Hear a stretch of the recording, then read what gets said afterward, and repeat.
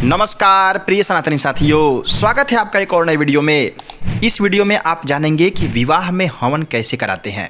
जी हाँ दोस्तों, देखिए बहुत से पंडित जी लोग विवाह कराते हैं तो उसमें हवन छोड़ देते हैं, या फिर कराएंगे भी तो थोड़ा बहुत कराएंगे, नहीं तो पूरे हवन को वो स्किप कर देते हैं। क्यों करते हैं? क्योंकि उनको विधि नहीं मालूम है। आप इस वीडियो में एकदम सरलतम तरीके से जानिएगा कि विवाह में हवन कैसे करा सकते हैं, मंत्र क्या है, विधि क्या है, कुंड की पूजन कैसे करेंगे, या फिर उसका क्या सिस्टम है सेटिंग का। ये सब कुछ आपको एकदम आसान तरीके से, मेरे चैनल का जिस तरह नाम है उसी तरीके से एकदम आसान तरीके से आपको बताया जाएगा। वीडियो को ध्यानपूर्वक और अंत तक देखिए। देखिए सबसे पहले आपको विवाह में कब ये हवन होता है, तो यहाँ पे देखिए ये मेरे पास एक PDF उपलब्ध है। अगर आपको यह PDF चाहिए अथवा अगर आप चाहते हैं कि विवाह की पुस्तक मैं घर बैठे मंगा लूँ, तो आप इस दिए गए नंबर पर, जो स्क्रीन पर आ रहा है नंबर, इस पर मैसेज करेंगे तो आपको PDF अथवा पुस्तक पार्सल के रूप में भेज दिया जाएगा। इस नंबर पर आप कांटेक्ट कर सकते हैं। तो चलिए देखिए, सबसे पहले अग्नि स्थापना कब होता है। यह विधि जब यहाँ पे कुश का जो तोड़न हो जाता है ना, जब विवाह का वीडियो मैं बनाऊंगा तो उसमें मैं बताऊंगा कि उसके बाद क्या करते हैं, ठीक है। तो यहाँ पे अग्नि स्थापना कब करते हैं, देखिए जब लड़का और लड़की एक साथ बैठते हैं उसके बाद हवन प्रारंभ होता है। लेकिन सबसे पहले अग्नि स्थापना करते हैं। अग्नि स्थापना कौन करेगा? लड़का अकेले करता है। जब लड़का उस साइड में अकेला वर बैठा रहेगा उसी समय अग्नि स्थापना होता है। क्या है इसमें दिया हुआ? यहाँ पे दिया हुआ है अग्नि स्थापना में, शुद्ध मिट्टी से 1 हाथ चौड़ी वेदी बना ले। यानी कि 1 हाथ लंबा और 1 हाथ चौड़ा वेदी बन जाता है मड़वा में। मड़वा के बीच में जो मंडप होता है ना, उसी के बीच में एक वेदी बनता है इस प्रकार का, जो आपके स्क्रीन पर आ रहा है। इस प्रकार की वेदी बना लीजिए, या फिर छोटा सा 1 हाथ लंबा और चौड़ा, वो हजाम जो वहाँ का नाई होता है वो पहले ही से बना के रखता है। या कहीं कहीं इस प्रकार का जो आ रहा है ना, इस प्रकार को कोई पात्र होगा उसमें भी हवन कर सकते हैं, ठीक है। तो जैसी व्यवस्था है उस प्रकार से आप वहाँ पे सेटिंग कर लीजिए, ठीक है। वेदी हो गया, वेदी पर से कंकड़ इत्यादि को साफ कर देना है। अगर वेदी बनाए हैं तो, अगर छोटा सा पात्र कोई है तो उसमें कंकड़ इत्यादि साफ करने की कोई आवश्यकता नहीं है। कुशा से वेदी को बाहर दे, यानी कि पंचभूत संस्कार कैसे करे, यानी कि वहाँ पे पंचभूत संस्कार कर देना है। पहले थोड़ा सा कुशा ले लेना है और वेदी को बाहर देना है इस प्रकार से, जो वीडियो आ रहा है स्क्रीन पर इसी प्रकार से बाहर देना है कुशा से, ठीक है। उसके बाद इन कुशाओं को ईशान कोण में फेंक दे, यानी कि उस कुशा को ईशान कोण में फेंक देना है, ठीक है। गोबर से वेदी को लिप दे। वहाँ पे गोबर उपलब्ध हो तो गोबर से लिप दीजिए, नहीं तो जल से ही उस कुंड को हल्का सा जल का छिड़काव वहाँ पे कर देंगे, उससे भी हो जाएगा, ठीक है। शुरुआ के मूल से वेदी पर 3 रेखा खींचे। रेखा खींचना है किस प्रकार से, या जो वीडियो आ रहा है स्क्रीन पर अगर मिल जा रहा है तो मैं लगा दूंगा। इस प्रकार से 3 लाइन खींचना है उसी वेदी के मध्य में, ठीक है। अगर कुंड उपलब्ध है, यानी कि मिट्टी का जो बना है उस पर, तब करेंगे। अगर आप किसी पात्र में कर रहे हैं, ध्यान दीजिएगा यहाँ पे, अगर आप किसी पात्र में कर रहे हैं, जैसे मान लीजिए मिट्टी के ढकनी में कर रहे हैं, या फिर कोई रेडीमेड कुंड जो आता है आजकल के समय में, लोहे इत्यादि का कुंड, अगर उस प्रकार के किसी कुंड में कर रहे हैं तो उसमें पंचभूत संस्कार इत्यादि करने की कोई ज़रूरत नहीं है। डायरेक्ट आप अग्नि स्थापना करेंगे और उसके बाद हवन प्रारंभ कर देंगे, ठीक है। उसमें ये कुश इत्यादि बिछाने की और बुहारने इत्यादि की कोई आवश्यकता नहीं है, क्योंकि उसमें एकदम वो कुंड रेडीमेड कुंड है और उसमें केवल अग्नि स्थापना करके आप पूजन कर लेंगे। अगर आप वैसे बनाए हुए हैं वेदी तो उसके बाद 3 रेखा खींच देना है, और रेखा पर से क्या करना है, दक्षिण से उत्तर के क्रम की तरफ 3 रेखा खींच देना है, और दाहिने हाथ की अनामिका अंगुली से तथा अंगूठा को मिला करके 1-1 चुटकी मिट्टी उठा करके ईशान कोण में छोड़ देना है, ठीक है। उसके बाद वेदी पर जल छिड़क देना है, यानी कि जल लेकर के इस प्रकार से आप छिड़क देंगे। तत्पश्चात कांसे के पात्र में अग्नि मंगाकर चुपचाप वेदी पर रख दे।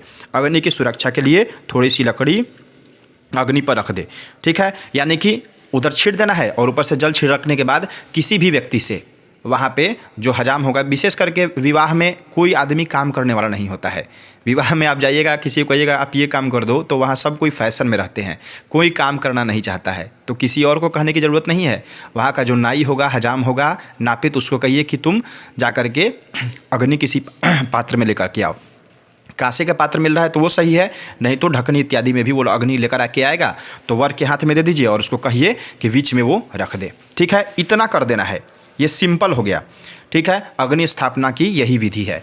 अब हवन कैसे करते हैं, यहाँ पे हवन की विधि नहीं होगी। हवन कब होगा? जब लड़की जब लड़के के बगल में आ जाएगी दाहिने साइड में, तो लड़का और लड़की के जीवन का यह पहला यज्ञ होता है, यानी कि पहली बार दोनों एक साथ में बैठ करके दाम्पत्य जीवन में वो हवन करते हैं, ठीक है।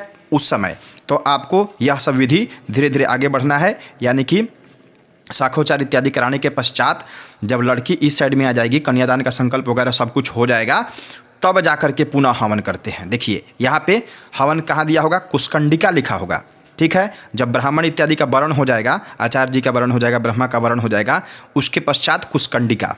देखिए कुशकंडिका की विधि है, ये कुशकंडिका आप करा भी सकते हैं, नहीं भी करा सकते हैं। अगर आपके पास पर्याप्त समय है वहाँ पे, तो यहाँ पे हिंदी में दिया हुआ है स्पष्ट रूप से, आप इस PDF को लेंगे तो पढ़ करके आप कुशकंडिका करा देंगे, ठीक है। और नहीं, अगर कुशकंडिका कराने की इच्छा नहीं हो, बहुत ज़्यादा जगहों पर अभी के समय में कुशकंडिका मुश्किल है, नहीं हो पाता है, क्योंकि लड़का और वहाँ पे जितने लोग उपस्थित होते हैं वो सब कोई पहले से ही बेचैन रहते हैं, हड़बड़ाए रहते हैं कि मुझे जल्दी जल्दी विवाह करके जाना है। तो उसमें अगर कुशकंडिका आप करेंगे तो 30-35 मिनट उसी में लग जाएगा। तो अगर संभव हो, आपके तरफ समय पर्याप्त हो और वर और कन्या दोनों राजी हो, वहाँ के सभी कोई राजी हो, समय की पर्याप्तता आपके पास उपलब्ध है, तो आप कुशकंडिका कर दीजिए, ठीक है। ये यहाँ हिंदी में सब कुछ दिया हुआ है, ये कर सकते हैं।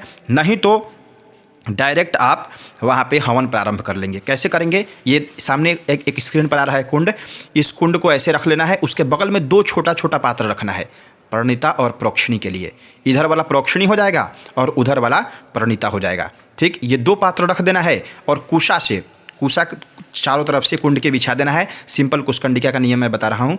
कुश को चारों तरफ से बिछा देना है और एक ब्रह्मा के लिए कुशा इस साइड में, यानी कि कुंड के दाहिने तरफ में आप एक पात्र में ब्रह्मा का कुशा रख देंगे और उस कुशा को, यानी कि जो ब्रह्मा का कुशा होगा, उस कुशा से लेकर के और कुंड के बीच में एक मध्य कुशा, यानी कि बीच में एक लाइन की तरह लगा देंगे। यही नियम है, ठीक है, सिंपल सा। उसके बाद आहुति कैसे करना है, इन मंत्रों से सिंपल आपको आहुति देना है। मंत्र को मैं पहले भी पढ़ा चुका हूँ, ये वीडियो अगर आपने नहीं देखा है तो सभी मंत्रों को मैं एकदम धीरे धीरे से करके पढ़ाया हुआ हूँ। यहाँ पे मैं तेजी में बोलूँगा मंत्र। सबसे पहले आपको क्या करना है, यह मंत्र बोलते हुए वर को कहिए कि आप स्वाहा बोलेंगे और जो कन्या बैठी रहेगी उनको कहिएगा कि आप वर का हाथ पकड़ लीजिए, दाहिना हाथ पकड़ लेना है और दोनों आदमी हवन करेंगे। हवन करने से पहले थोड़ा सा समझाइए। देखिए वर महोदय और कन्या जी, आप दोनों आदमी ध्यानपूर्वक देखिए, ये विवाह का आपका पहला हवन है, यानी कि इसके पहले आप एक अलग दुनिया में थे और ये वर महोदय दोनों आदमी आप लोग अलग अलग दुनिया में थे, लेकिन अब आपका एक अलग दुनिया बसने जा रहा है, एक आपका नया जीवन प्रारंभ होने जा रहा है। और इस जीवन में हमारे सनातन धर्म में कहा गया है कि किसी भी कार्य की शुरुआत एक बढ़िया यज्ञ से करते हैं। तो यहाँ पे थोड़ा सा समझाइए कि आप लोग जो विवाह करने जा रहे हैं इसमें पहला आहुति आप लोग का है। श्रद्धापूर्वक हवन कीजिए और अग्नि देवता से अपने जीवन के लिए, आने वाले जीवन के लिए आशीर्वाद मांगिए। वैसे तो इन सारे मंत्रों का अगर आप अर्थ समझेंगे तो इन सभी मंत्रों में केवल और केवल आपके भविष्य, उज्जवल भविष्य की कामना की गई है। यानी कि किसी भी देवता से आपके जीवन के दीर्घायु की, किसी से आपके जीवन में मधुरता की, किसी से आपके जीवन में प्रेम की, किसी देवता से आपके जीवन में जो संघर्ष आ रहा है उससे लड़ने की शक्ति प्रदान करे, ऐसा इन सभी मंत्रों में दिया हुआ है। अगर इन सभी का व्याख्या करेंगे तो बहुत लंबा हो जाएगा, इसलिए आप दोनों आदमी यह समझिए कि ये हवन अगर आप कर रहे हैं अगर श्रद्धापूर्वक, तो आपके जीवन में मधुरता बनी रहेगी। इस प्रकार से थोड़ा सा समझाइए। विवाह का अर्थ ही है समझाना। जब तक आप विवाह में समझाएंगे नहीं लड़का और लड़की को, तब तक आपका विवाह कराना एक तरह से कहिए तो व्यर्थ है। क्योंकि अगर मान लीजिए आपको मैं कोई चीज़ दे रहा हूँ या आपका कोई रीति रिवाज करा रहा हूँ, जब तक वो रीति रिवाज आपके समझ में नहीं आएगा तो आप कैसे करेंगे, आपके अंदर श्रद्धा ही उत्पन्न नहीं हुई। पंडित जी आए, कुछ भी बोल दिए, हम कुछ भी किए, उसका कोई मीनिंग, कोई मतलब ही नहीं है, तो उसको करने से कोई फ़ायदा। इसीलिए विवाह में अगर आप करा रहे हैं, मेरा वीडियो आएगा विवाह का आगे, तो उसमें मैं पूरे डिटेल से बताऊँगा कैसे समझा करके बढ़िया से विवाह कराते हैं, ठीक है। अब हवन कैसे करना है, सबसे पहले आपको बोलना है, सुरवा वर के हाथ में दे दिए, सुरवा अगर उपलब्ध है तो घी की कटोरी एक रख लेना है कुंड के बगल में, घी से ही केवल हवन करना है। इसमें साकल से जो धूप मिलाया हुआ आता है उससे हवन नहीं किया जाता है, इसमें केवल घी से हवन करते हैं। तो क्या करना है, एक चम्मच हो या एक सुरवा हो या फिर अगर कुछ भी नहीं हो तो आम के पत्ते से भी घी उठा करके हवन कर सकते हैं। क्या बोलना है, सबसे पहले ओम प्रजापतये स्वाहा इदम प्रजापतये नमः। देखिए इतना बोल करके यहाँ पे क्या दिया हुआ है, आहुति के बाद शुरुआत से बचा घी प्रोक्षणी में छिड़क दे, यानी कि स्वाहा में अंदर दे दिए और उधर से जब रिटर्न में बचा घी तो इधर वाले जो प्रोक्षणी पात्र आपको दिखाई दे रहा होगा स्क्रीन पर, इसी पात्र में थोड़ा सा घी डाल देना है। नमः में इसी में डालना है। उसके बाद दूसरी बार ओम अग्नये स्वाहा इदम अग्नये नमः, ओम इंद्राय स्वाहा इदम इंद्राय नमः, ओम सोमाय स्वाहा इदम सोमाय नमः, ओम भूः स्वाहा इदम अग्नये नमः। स्वाहा में अंदर और नमः में इस तरफ बगल में। उम्मीद है कि आपको समझ में आ रहा होगा। इसके बाद ओम भूः स्वाहा इदम वायवे नमः, ओम स्वः स्वाहा इदम सूर्याय नमः, इस प्रकार से बोल देंगे। अब देखिए ये सब मंत्र बहुत बड़ा बड़ा है, इन सबको मैं पढ़ा चुका हूँ, ठीक है। अगर आपने नहीं देखा है यह वीडियो हवन वाला तो जा करके आप देखिए, लिंक डिस्क्रिप्शन में मैं डाल दूंगा, आप देख सकते हैं, ठीक। इन सभी मंत्रों को बोलिए, सब मंत्र को मैं बोलूँगा तो वीडियो बहुत लंबा हो जाएगा, केवल प्रक्रिया बता रहा हूँ। ऐसे बोलना है जैसे पहला मंत्र मैं बोल दे रहा हूँ। ये मंत्र आप बोलिएगा, ओम त्वन्नो अग्ने वरुणस्य विद्वान देवस्य हेडो अवयासी शिष्ठाः जजिष्ठो वह्नितमः शोषुचानो विश्वाद्वे खाग्गोसि प्रमग्ध्यस्मत् स्वाहा इदम अग्नि वरुणाभ्याम नमः। स्वाहा यहाँ बोले तो अंदर दे देना है घी, और नमः यहाँ पे बगल में बोलेंगे तो सामने वाले पात्र में। इसी प्रकार से पंच आहुति जो होता है, 5 आहुति यहाँ पे दे देंगे। और अंत में क्या करना है, ब्राह्मण वर और कन्या के ऊपर जल छिड़क दे। जब इतना हवन हो जाए, अग्नय स्विष्टकृतय स्वाहा, अग्नय स्विष्टकृतय स्वाहा यहाँ पे नहीं बोलना है। एक बात आप ध्यान दीजिएगा, अग्नय स्विष्टकृतय जो स्वाहा होगा ना, ये सबसे अंत में बोला जाएगा। इस मंत्र को एक आप छोड़ दीजिएगा। हो सकता है पुस्तक वाले मिस्ट प्रिंट कर दिए हो या फिर गलती से लिखा गया हो, लेकिन अंत में सबसे लास्ट में अग्नय स्विष्टकृतय स्वाहा होता है। तो प्रजापतये स्वाहा यहाँ तक बोले, और उसके बाद एक बार जल वर और कन्या के शरीर पर, आप पंडित जी हैं तो आप छिड़क दीजिएगा, ठीक है। उसके बाद क्या है, यह मंत्र बोल देना है, यथावान प्रहारणाम कवचम वारणम भवेत् तद्वद्दैवोपघातानाम शांतिर्भवतु वारणाम। यह मंत्र बोल देना है। उसके बाद देखिए, ब्रह्मा से जूटा कुसा को हटाकर हवन करें। यानी कि मैंने पहले ही बताया था कि ब्रह्मा जी का आसन कुंड के बाईं तरफ, और जो वर और कन्या रहेंगे उनके दाहिनी तरफ, यानी कुंड के बगल में ही इस साइड में जिधर पंडित जी बैठते हैं ना, उसी तरफ, यानी कि दक्षिण साइड में आप समझिए, दक्षिण साइड में ब्रह्मा का आसन रहेगा। उससे जो कुश जुड़ा हुआ होता है, अगर आप जोड़ कर रखे हुए हैं तो उसको हटा देना है। और क्या बोलना है, इन मंत्रों से हवन कराना है। यह मंत्र पहले बोलेंगे और स्वाहा ओम रेताखाड्रेतधामाग्निर्गंधर्वः शन इदम ब्रह्मक्षत्रम पातु तस्मै स्वाहा। स्वाहा में अंदर वाट, उसके बाद बोलेंगे इदम मृता साहे ऋतधामाग्ने गंधर्वाय नमः। जब नमः बोलेंगे तो बाहर। इसी प्रकार से इन सभी मंत्रों से हवन करेंगे। ये कहाँ तक करेंगे, ऐसे बोलते बोलते लगातार आप आगे आएंगे तो यहाँ पे कहाँ मंत्र खत्म होगा, यहाँ सीधा आइएगा। देखिए इसमें बड़ा बड़ा मंत्र यहाँ तक है, उसके बाद छोटा मंत्र स्टार्ट हो गया। ओम चितंच स्वाहा इदम चित्ताय नमः। जहाँ भी स्वाहा लिखा हुआ है, स्वाहा में अंदर डाल देना है, और वर को भी बोलिए स्वाहा बोलने के लिए। और नमः जहाँ लिखा हुआ है वहाँ बगल वाले पात्र में घी डालना है। इसके बाद बोलते बोलते यहाँ तक आएंगे आप। उसके बाद कहाँ है, यहाँ पर बोल करके आपको रुक जाना है। इतना बोल करके रुक जाए, प्रणिता का जल छुए ओम हवन करे। यानी कि प्रणिता का जल वर से छुआ को स्पर्श करने के लिए बोल दीजिए। प्रणिता कौन है, जिसमें घी गिरा रहे हैं उसके बगल में एक और पात्र रखे हैं ना, वही प्रणिता है, ठीक है। उसमें का जल को स्पर्श करा देना है, कहिए कि हाथ से छू लीजिए। उसके बाद पुनः हवन करेंगे। कौन सा मंत्र से, इन मंत्रों से आपको हवन करना है। ओम अग्निर्भूतानामधिपतिः स्वमावत्वस्मिन् ब्रह्मण्यस्मिन् क्षत्रेस्यामा शिष्यस्यां पुरोधायामस्मिन् कर्मण्यस्यां देवहूत्याग् स्वाहा। इस प्रकार से इदम अग्नये भूतानाम अधिपतये नमः। इस प्रकार से स्वाहा में अंदर और नमः में बगल वाले पात्र में। फिर कहाँ तक करना है, इसको करते आना है, करते आना है। देखिए हवन की प्रक्रिया थोड़ी सी लंबी है, लेकिन आपको करने आना चाहिए। अगर आप यह मंत्र पढ़ लेते हैं, मान लीजिए आपका पेशा है पंडिताई करना, पूजा पाठ कराना, अगर आपको मंत्रों का ज्ञान नहीं होगा, आपको विधि का ज्ञान नहीं होगा, आप बढ़िया से अगर पूजन पाठ नहीं कराएंगे तो उसका साइड इफ़ेक्ट आप ही को पड़ेगा। इसलिए मेरा हाथ जोड़ करके आपसे विनती है कि आप मंत्रों को पढ़िए। फ्री जो समय आपको मिल रहा है उसमें टाइम पास नहीं कीजिए, उसमें मंत्रों का अध्ययन कीजिए, बढ़िया से याद कीजिए मंत्रों को। अगर याद नहीं भी कर पा रहे हैं तो पुस्तक खोलिए, उस मंत्र को 2 बार, 10 बार, 15 बार, 20 बार, 25 बार उस मंत्र को पढ़िए। हमारे गुरुजी कहते थे कि अगर तुम एक मंत्र को 10 बार बोल रहे हो तो वह मंत्र तुमको बोलने आ जाएगा। अगर उस मंत्र को तुम 100 बार बोल रहे हो तो वह मंत्र तुम्हें याद हो जाएगा। लेकिन अगर उस मंत्र को तुम अभ्यास करके 1000 बार बोलते हो तो वो इतने समय के लिए याद हो जाएगा जब तक तुम्हारी ज़िंदगी रहेगी। तो इसलिए आपको 1000 बार नहीं बोलना है, कम से कम 10 बार, 15 बार, 20 बार बोलेंगे ना तो आपको पढ़ने, कम से कम देखकर पढ़ने आ जाएगा। तो आप कहीं भी यज्ञ कराएंगे तो स्पष्टता के साथ कराएंगे, और वहाँ जो लोग बैठे होंगे ना वो भी कहेंगे कि पंडित जी एजुकेटेड हैं, पढ़े लिखे हैं। तो कम से कम आपको यह मंत्र पढ़ने आना चाहिए। हवन का वीडियो हमारे चैनल पर उपलब्ध है, इसका मंत्र मैं एकदम धीरे धीरे पढ़ाया हुआ हूँ।